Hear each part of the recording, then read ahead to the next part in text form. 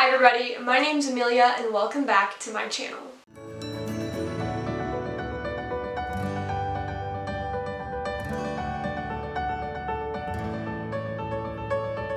Okay, so before we get started, if the lighting gets kind of weird, we can blame the sun. But today I wanted to dive into toxic spirituality. Since I have been in the spiritual community, I'm going to call this the New Age spiritual community because that's kind of what it is. Since hopping into the community both on TikTok as well as on Instagram, since I run a business called Indie Tarot Mystique, I have seen a lot of not so healthy-ish, if you get my drift. Now, toxicity, negativity, bad vibes, all those things exist, and I know that I've talked about toxic productivity in the past, and I've talked a little bit about, how poor mindsets can really determine your life, drive your life, prevent you from reaching your goals and stuff like that. And I do plan on talking more about that in the future because at my core, I love personal development, so that's something that I just continuously work on all the time. But for today, I specifically wanted to talk about the toxic traits, toxic things that exist in the spiritual landscape. Now, before we get started, I wanted to make a quick disclaimer to explain what I mean by spiritual landscape and by New Age spirituality. So, kind of like what happened in the 60s and 70s during the hippie movement when spirituality, specifically like chakra work or astrology or crystals, incense, meditation, all of these different pieces of spirituality, religion, things that came from other cultures became melded together and became its own thing. And that's kind of what's happening here.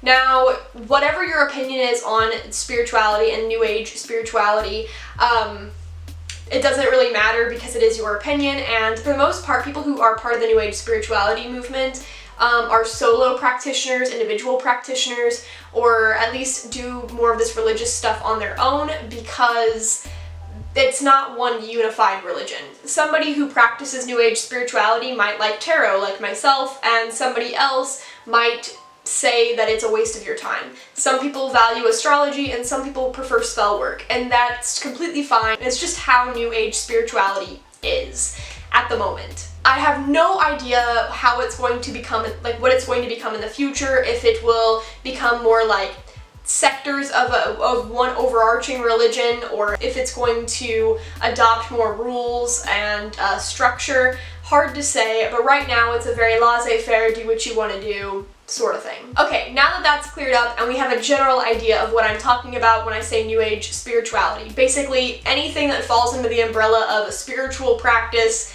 a religion that is not conformed to just a single religion. So you can be a Christian witch, for example. Again, whatever your opinions are about melding different cultures and different religions, that is your opinion, and I'm not saying that you are right or wrong to believe any certain thing. I just want to make sure that we are on the same page. Okay, with that all taken care of, let's go ahead and get into the toxic things that exist in this community, specifically talking about TikTok, but I have a lot of thoughts. I don't know how long this video is going to be. I'm hoping it's short. Anyway, before we get started, please be sure to give this video a thumbs up if you like it, and don't forget to subscribe to the channel if you want to see more content like this. And without further ado, let's just dive right in. So I have my handy dandy phone with my notes. First and foremost, I wanted to talk about why this was a topic I felt like I needed to cover. And that's partially because I feel like I needed to identify for myself certain toxic patterns that exist in the spiritual community because they were hindering me. And some of them are topics that I've already touched on before, like in private, not really on YouTube, I don't think. But I've definitely touched on them in private, and I've acknowledged that they exist and that it could hinder my mental well-being, in all honesty. It could also inhibit my spiritual well-being. So that is kind of why I wanted to share this today, is so that way you can be enlightened on this particular facet of the spiritual community, in case that, like me, it kind of went unnoticed and then you realized in hindsight that it was hurting you. I want to catch it before it hurts you. Or for some of you, you've already thought about all of these things before on your own, and this will just be a nice, fun conversation. So, yeah. Okay, so the first toxic thing that I wanted to cover was spiritual consumerism. So I've recently made my tarot deck collection video, and I do plan on making my oracle video soon. I haven't done that yet. I might even do a crystal video about all the crystals I have, but at the moment, those are just ideas. But recently, I made my tarot deck collection video, and as I was making it, I really did think about the consumeristic aspect of the tarot community and deck collecting. Now, this is something I've thought of multiple times. When I was super broke, super poor back in college, I only had one deck, and in my tarot video I talked about how this traditional RWS pixie artwork deck was like my only deck, and I personally believed that you did not need any other deck. You didn't need oracle, you didn't need a second tarot deck or a third or a fourth. Like, anybody who was collecting decks just fell for spiritual consumerism. Now, as I got more acquainted with this deck and I realized it only wanted to talk about career readings, probably because I was broke at the time, I ended up picking up a different deck, still part of the RWS-based system, because I felt like that was the only valid system. It's not, by the way, spoiler alert, but at the time that's what I thought, so then I only had two decks. Long story short, it took me some time, but eventually I came to understand that it was okay to purchase more decks, and that ultimately you have to do what's within your own financial realm, as well as, you know, keep it limited to the decks you know you're going to use. So for me, I don't know how many decks I have, but I think if I got like 30, well, I probably have 30 decks if you count Oracle. I think 30 tarot decks for me would be like my limit. I don't think I could do more than that, and I think I would have to start giving them away or selling them, because I just think that's too much for me. But I follow people who have hundreds of decks, and they have shelves upon shelves of tarot decks, which to me is like unfathomable. How do you even decide what deck to work with? But at the same time, if it works for them, it works for them. So while I am talking about spiritual consumerism, and at the moment I am going to be talking about tarot deck collecting, I think that it's ultimately up to you to decide if it's hurting you or not. But one thing I have found is that a lot of people who have a lot of extra income, who have a lot of spendable income, they tend to overspend, and we are definitely pushed. I think a lot of influencers, both with like clothing and like jewelry and Amazon gadgets, I don't know if you guys have seen those Amazon must-have like collection videos. Those are fun to watch, but I think that it's very easy to fall into or fall prey to consumeristic things, especially if you are not financially able to keep up with it. Our society, or at least American society, I can't really speak for the rest of the world. I live in the United States, and United States society is very much capitalistic. And everything is based on capitalism. Everything is based on like earning money and then spending that money. And so when it comes to tarot deck collecting, it's very easy to see what other people have, their hundreds upon hundreds of decks, and think, I need that as well, and then spend money you don't have. But worse, I think it's also a way to obtain clutter in your mind. So to take a little tangent here, I wanted to talk about this minimalism documentary that I watched. It's on Netflix. I actually watched two of them. I'll put like the title pages up on the screen. But these two minimalism documentaries made a very good point about how collecting a lot of stuff can sometimes leave us feeling worse. And I think that there is such a thing as clutter, especially in the things that you own, which was why for me 30 decks is my limit, because anything more than that is going to be too cluttered, too chaotic for me. It will stress me out. And so I personally, that's my limit. But I think that there are certain people whose limit could be 50, 100, maybe they don't even have a limit. I'm not here to criticize anybody if you do collect decks. I think that Dawn Michelle at Boho Tarot, she just made a video about this stuff, and I think she worded it very well, very nicely, that ultimately the decision's up to you, but I would say that don't buy decks just for the sake of buying them. Don't collect decks just for the sake of collecting them, unless that truly brings you joy. Otherwise, it will leave you feeling worse, most likely. I do love having my little deck library, and I do think that most of the decks that I have now bring me joy. I will say that one of my most recent purchases was an impulse buy. I didn't need a deck like that, and I didn't really need it at the time. I spent $25 on this deck, and I barely use it. I mean, I do use it, and I hope that in the future I use it more, but all I wanted to say is it's very easy to fall prey to this consumeristic culture. It's very easy to just buy, spend your money, and then put yourself in a rut. And even if you do have the spending money, it's very easy to create this clutter in your mind simply because you have so much stuff and it doesn't bring you the joy that you thought it would. I'm saying all this now because of my deck collection video, and I don't want anybody walking away thinking that they have to be like me, that they have to purchase all these decks, that they have to, you know, buy. Sorry, that song came in my head. But anyway, I don't want people to walk away with that mentality, and instead I made the collection video so you can see what I do have, and if you like any 1, 2, or whatever decks, however many decks you like, if you like one and you don't have it and you think that it would be a perfect fit for you, that was kind of the whole purpose of making the reviews in the first place, was so you can get someone else's perspective, because that's how I personally purchase decks, is I watch a lot of reviews about it and then make my decision, except for the one that I impulse bought randomly. Okay, but aside from deck collecting, the spiritual consumerism is literally everywhere. It encompasses so much.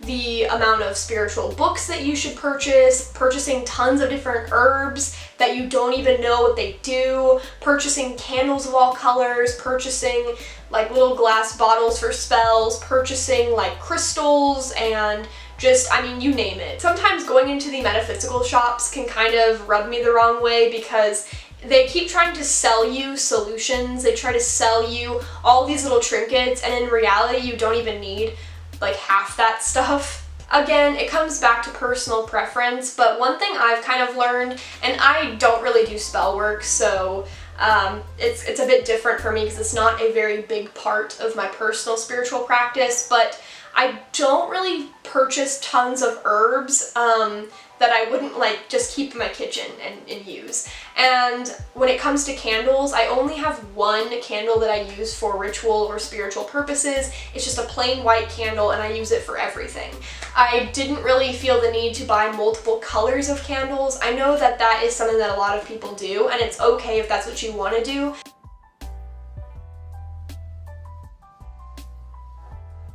But I have a friend who also is very spiritual with me, and she tends to find these like random spells or enchantments online, and then she goes out and purchases like $50 worth of supplies for just one thing, and then she never uses it again. And I think that it all comes back to like spending your money wisely and being very intentional about the things that you do. I talk so much about intentionality, that's how I say it, right? About your intentions. I talk a lot about being intentional about what you do and how you go about just your life, like daily life, and I write a lot of it in my blog. So if you didn't know, I do have a website, I have a blog, all the content is free to read. Like I don't put it behind a paywall or anything, but you can just browse through my blog. I have tons of posts about productivity, personal development, a couple about spirituality, hoping to get more soon, a lot about slowing down and being intentional. And the whole point of it is because I think it's very important to spread this idea that you should be very thoughtful about your choices, not just your spending choices, but the things that you use, the things that you interact with on a daily or day-to-day basis. And when it comes to spiritual consumerism, I think that a lot of it is very unintentional. I think that there's a lot of there's not a lot of thought that goes into like, why am I purchasing this random thing that I can only use for one moment, one time? Again, it's all up to personal preference. What works for you may not work for everybody else, and my only goal for this video is just to talk about and have an open conversation about how mindless spending could come back to hurt us and may not be the spiritual answer we need. Again, people who are like me, or like who I was really when I was like broke, had no money, one deck was really all I needed. And funny enough, that deck's whole goal was to help me not be broke, so then I could pursue things that made me happy. And I think that when it comes to any spiritual thing that you need to buy or use, I think you should make the decision based on what will bring you the most joy, but also what is the most financially responsible. Are you going to use this item again? Does it matter to you? Is it going to be a once and done kind of thing? I just know that there are a lot of places out there that promote this like spiritual, like consumerism, like buy all this stuff for your spiritual needs, and I think it's a bit icky sometimes. Just the marketing is icky. Okay, so I briefly touched on this next part, but I am going to give it a whole section dedicated to itself, and that is about selling solutions. There goes my lighting. Thank you, sun. Sun, you're so nice. I see this a lot with people who are spiritual consultants. I see it a lot at the metaphysical shops. What I am specifically talking about is when you go to somebody for advice and it's like their advice is charged. They won't tell you anything until you hand over some cash. And then sometimes, and this is where the psychic scams come in, is that some psychics, after helping you, will say, oh, you need this $800 crystal to help you, or you need to buy another reading so I can keep going. I can't do it unless you buy it, you know. And I see this a lot. It happens a lot too with like scammers online who pretend to be psychics and then aren't. Like, you know, they just impersonate people and try to trick people into readings, and then they just steal their money. Aside from that, even with metaphysical shops, you go in and you ask, I mean, granted, you are in a shop, so maybe you should expect it, but if you ask for advice, they're just going to sell you things. They're going to give you crystals, and they're going to give you herbs, and they're going to give you books, and all these things, and sometimes I wish that information was just free. I wish that knowledge was just free. I think that selling people solutions it's just so weird to me. I do understand that we need to make money in this society. I do understand that we gotta put food on the table and we gotta provide for our families. Like, I'm not saying that you can't ever like make money off of some spiritual endeavor. Obviously, I'm doing it. But my thing is, and it kind of goes back to this idea that like we should be able to share as much as possible, to share solutions, to do things out of the goodness of our hearts, while also recognizing when we need to value ourselves and say, hey, okay, I do need to ask for money because I need to live as well.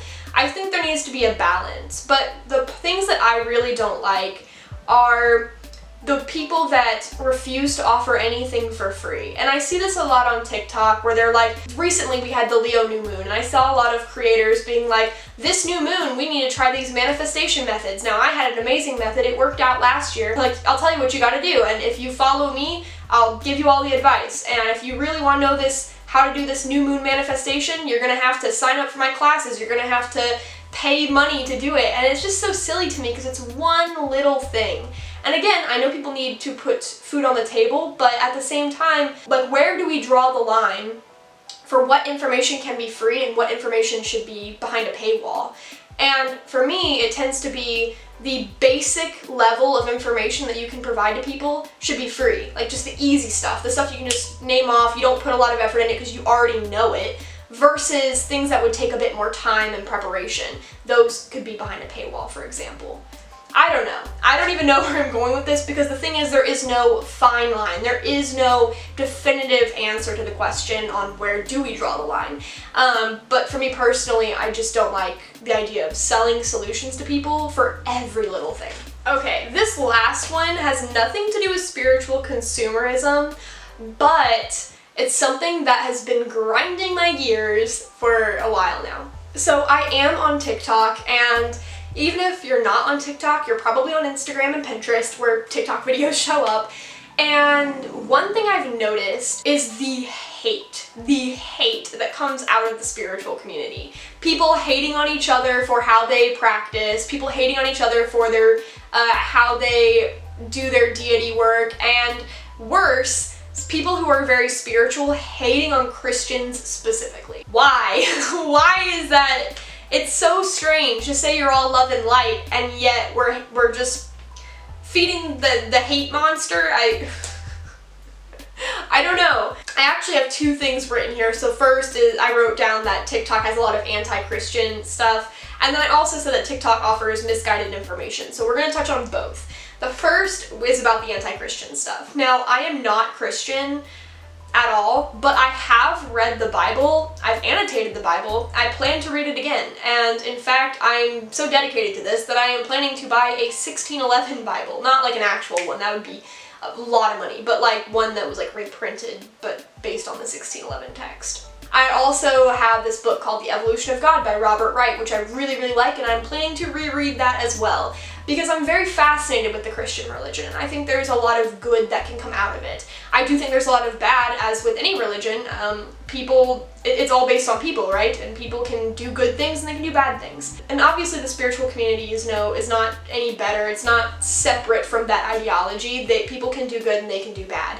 But one thing I see a lot is the spiritual community completely hating on the Christian religion, or telling people that like they're evil and wrong for believing in God or reading the Bible, and that it's a book of hate and all this. And like, I can kind of see where they're coming from because I understand their perspectives, but they're just feeding the hate. They're just spreading it. I don't know. I'm getting kind of tired of seeing the spiritual hate from the New Age spiritual community on TikTok specifically, but from other places as well. Just seeing the complete just disregard of how other people can live their lives and like trashing someone's belief system. It just feels weird to me. This is coming from somebody who, you know, a lot of atheists completely, they just hate the idea of spirituality. They think my tarot is the stupidest thing on the earth.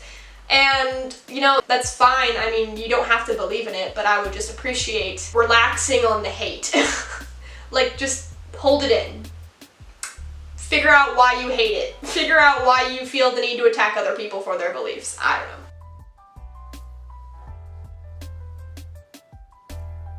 The second thing I wanted to touch on was about the misguided information on TikTok. And I do think that some hate brews from the fact that there is misinformation. So some people on TikTok in the spiritual community will pass on information, let's just say about crystals, and it might be wrong. And so then someone else attacks them for being wrong rather than politely correcting, or if they do politely correct, then this person responds hatefully. Maybe the internet is just a very hateful place. I do not know. Maybe I'm on the wrong side of TikTok. I have no idea. Not to say that every creator is bad or hateful. Definitely that's not true. But I have found that there is a lot of misinformation. Again, I have a couple spiritual friends and they'll send me things and I'll be like, especially when it's regarding tarot, and I'm like, that's not really what it means. Like, say, the card Judgment. It's not really about judging others. And it's more about like a spiritual awakening and higher purpose. And so it feels very strange when people are like, judgment, that means that you're being judged by others. And I'm always like, I don't know about that one. And so it's definitely interesting to see my friends reach out and like send things to me, and then yeah, there's like some correcting that needs to happen, and sometimes I'm wrong and I get corrected, and that's fine. But I think that there is a lot of misinformation, and anything you see on a TikTok video, you're probably only seeing 3 minutes max anyway. Research outside of the video. Go do some research, go look it up, do some quick like scrolling through Google or something to verify that what you heard in the 3-minute video is accurate. And I think that a lot of people just don't do that, and that's on them, but it does brew a lot of ignorance. Overall, I think that there are a lot of toxic elements within the New Age spiritual religion. If it's a religion, I don't know if it counts yet. But I do think there's also a lot of toxic stuff that exists everywhere. I mean, like I said, people are based on a duality. We can all do good and we can all do bad. And sometimes the things that we do, we don't even recognize as being bad for us or for others. So when it comes to spiritual consumerism, we may not realize it's holding us back or hindering us. We may keep buying and buying and buying and thinking that we're going to find healing, and really we're just being taken advantage of. And on the opposite end, we might be hearing information and then spreading it, thinking we're helping by promoting these ideas, but we didn't do the initial research, and so we're actually promoting misinformation. And I think that it's something that we just need to be very mindful about. It just requires a lot of intention, a lot of discipline to really tell yourself, okay, what can I spend on spiritual supplies? Do I need them? Will I use them? Like, will I get my money's worth out of this object? Will that bring me peace and happiness and all the things I'm searching for? Or do I need to focus on something deeper? Do I need to focus on redirecting my energy? And aside from consumerism, when it comes to the toxic ideologies, the hate, I think we need to ask ourselves, where is this anger coming from? Where does it stem from? Why do we feel the need to spread it and push it onto others? Why are we being hateful? Why do we think the things we think or do the things we do? Did someone hurt us and now we feel the need to hurt others? There's a lot that goes into it, and I don't know why, but I felt the need to make this video, so I did, and I just hope that it reaches the right people and reaches like-minded people who might agree. So yeah. If you have any thoughts about anything happening in this video, as long as you're coming from a place of love, I would love to talk to you in the comments. So leave your questions, leave your thoughts below. Let's have a conversation. What do you think about the New Age spiritual movement? What do you think about the, religious hate that still brews for some reason in this religion that tries to separate itself? I'm quoting because I don't think it's actually a religion yet or classified as one. I could be wrong about that. But what do we think about this group trying to separate itself from other religions, saying that they don't have any hate and yet participating in it anyway? What do we think about spiritual consumerism, debt collecting, or purchasing, or going to metaphysical shops, psychic scams, all of it? Everything we've touched on, let's have a conversation. I would love to hear your thoughts. And anyway, that is a wrap up for this video, so thank you again for watching, and I hope you stick around, so subscribe if you want to hang, and if not, then that's fine too. Anyway, until next time, I will catch you later.